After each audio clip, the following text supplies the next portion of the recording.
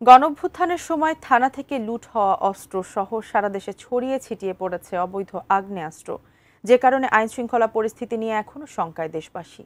এমন পরিস্থিতিতে দ্রুত আইনশৃঙ্খলা পরিস্থিতি স্বাভাবিক করার দাবি তাদের। তা না হলে নির্বাচনে বড় একটি হুমকি হতে পারে এটি।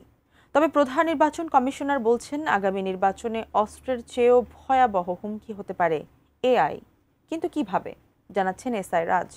এই ইলেকশনে এই অ্যাবিউজ অফ এআই এটা একটা আমাদের জন্য বড় চ্যালেঞ্জ হিসেবে দেখা দিয়েছে। এখন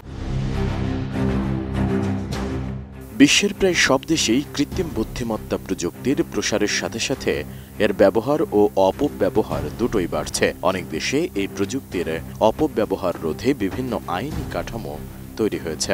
তবে বাংলাদেশে এখনো এআই এর অপব্যবহার রোধে কোনো আইনি কাঠামো বা নীতিমালা নেই। তাই এআই চ্যালেঞ্জ মোকাবেলায় বাংলাদেশ এখনো পুরোপুরি প্রস্তুত নয়।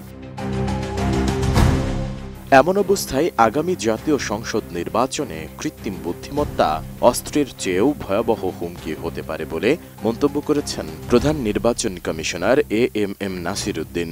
সোশ্যাল মিডিয়ায় মিথ্যা তথ্য ছড়ানো ও এআই এর অপব্যবহার আগামী নির্বাচনের জন্য নতুন চ্যালেঞ্জ বলে জানিয়েছেন তিনি। ২৬ জুলাই সকালে খুলনায় নির্বাচন ও প্রশাসনের কর্মকর্তাদের সঙ্গে মতবিনিময়ের আগে গণমাধ্যম কর্মীদের প্রশ্নের জবাবে তিনি কথা বলেন। এ সময় আগামী নির্বাচনের তারিখ নিয়ে সাংবাদিকদের করা প্রশ্নের জবাবে সিইসি বলেন, নির্বাচনের তারিখ নিয়ে একাধিকবার বলা হয়েছে। এ ব্যাপারে সাংবাদিকদের কাছে যা তথ্য রয়েছে তার কাছেও এর চেয়ে বেশি কোনো তথ্য নেই। এবং নিত্য নতুন কতগুলো চ্যালেঞ্জ এখন আমাদের সামনে দেখা দিয়েছে, যেগুলো আগে এত এইভাবে ছিল না। গণঅভ্যুত্থানের পর দেশের সার্বিক আইন শৃঙ্খলা ব্যবস্থা বর্ণনা করতে গিয়ে সিসি বলেন, এরকম একটা গণঅভ্যুত্থানের পরও দেশের মানুষের যেরকম থাকার কথা ছিল তার চেয়ে অনেক বেশি ভালো আছে। নির্বাচনের তারিখ আসতে আসতে সবকিছু আরো ঠিক হয়ে যাবে বলে আশা তার। পেয়ার পদ্ধতি নিয়ে সাংবাদিকদের এক প্রশ্নের উত্তরে এএমএম নাসির উদ্দিন বলেন, নির্বাচন কমিশনের দায়িত্ব হচ্ছে একটা নির্বাচন করে দেয়া। পলিটিশিয়ানরা ঠিক করবেন কনস্টিটিউশন কি হবে, আইন কি হবে। কনস্টিটিউশন বা আইন না বদলানো পর্যন্ত নির্বাচন আগের নিয়মেই হবে। এখন রাজনৈতিক বক্তব্য বিভিন্ন রকমের শুনতে পাচ্ছি। যেদিন কনস্টিটিউশন অ্যামেন্ডমেন্ট হবে, যে পদ্ধতি ডিফারেন্ট হবে, আমরা তো we are guided by the constitution and the existing law. কারণ ওই কনস্টিটিউশন না বদলানো পর্যন্ত বা আইন না বদলানো পর্যন্ত আমরা তো আগের নিয়মেই প্রস্তুতি নিবই। এটাই স্বাভাবিক, এটাই প্রত্যাশিত। বসুন্ধরা টিস্যু, অশুদ্ধতার বিরুদ্ধে এক বিন্দুও ছাড় নয়।